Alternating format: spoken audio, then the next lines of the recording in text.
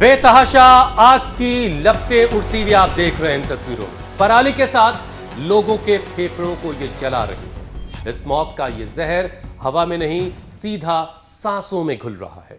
Delhi NCR के लोग ऐसे माहौल में अब जीने को बेबस हैं।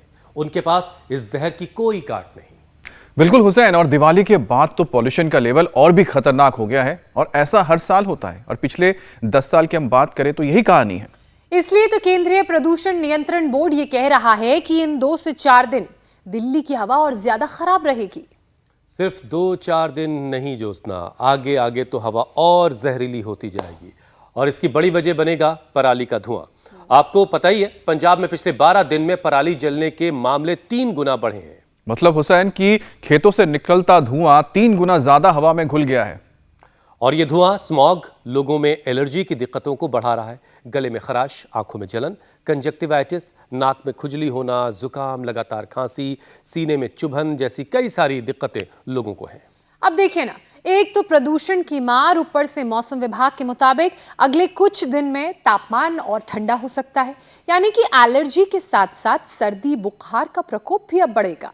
अब ऐसे में सवाल यही है कि प्रदूषण और मौसम के डबल अटैक से कैसे बचें और सेहत का ख्याल कैसे रखें, क्योंकि एक्सपर्ट्स तो सुबह और शाम की सैर को भी अवॉइड करने के लिए कह रहे हैं।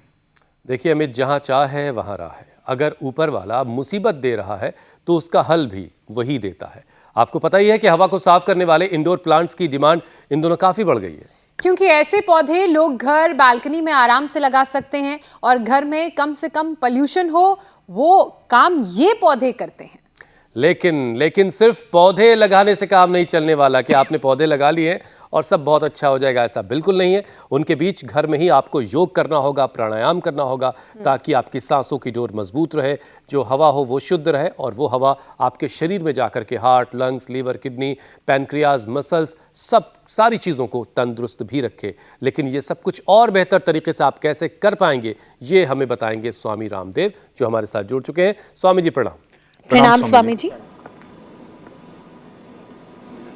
प्रणाम आपको भी, और भैया दूज का प्रणाम सब बहनों को, और सबको प्रदूषण से बचाएंगे, रोगों से बचाएंगे, योग युक्त करके, रोग मुक्त करके, सब दिव्यताओं से युक्त करके। ये वैसे हमारे पास तो इतनी सस्य श्यामला ये धरा चारों, और देखो इतने पेड़ पौधे, इतनी वनस्पतियाँ। हमारे यहाँ तो ये प्रदूषण का नामो निशान नहीं है, लेकिन सच में जहाँ प्रदूषण है वहाँ तो बड़े चैलेंजेज हैं। वो ताड़ासन करें, ताड़ासन से ना फेफड़ों में पूरा अच्छा स्वास्थ्य भरता है। और जैसे आपने कहा, जिनके घर पेड़ पौधे लगाने के लिए जगह नहीं है, तो जो अंदर इंडोर जो प्लांट्स हैं, और उसमें भी गिलोय, एलोवेरा, पारिजात, निर्गुंडी, सहजना, ब्राह्मी, शंखपुष्पी, आयुर्वेदिक जो प्लांट्स हैं, अलग अलग प्रकार के पेड़ पौधे, उनको लगाएं। ताड़ासन, तिर्यक ताड़ासन के साथ साथ जो सूर्य नमस्कार कर पाए तो बात ही क्या। और देखो, प्रदूषण से बचने के लिए अपनी इम्यूनिटी को अच्छा बनाना पड़ेगा। उसके लिए रोज ये सूर्य नमस्कार, ये तो रोज की दिनचर्या का हमारा हिस्सा है। और प्राणायाम, प्राणायाम जैसे हमारी 2 प्यारी बहनें हैं, आंसू पारुल जी लगी हुई भस्त्रिका कपार भाती में, लगातार प्राणायाम करें। यहाँ श्रद्धामयी हमारी पूज्य साध्वी बहन देवप्रिया जी, रितंभरा जी, लंबे लंबे श्वासों के साथ ऐसे प्राणायाम करें। और ऐसे प्राणायाम से स्वामी जी, हर कोई हमारी तरह खुशनसीब तो देखिए होता नहीं है। प्राणायाम पूर्वक आपने हमारे लिए वहां कुटिया बना रखी है।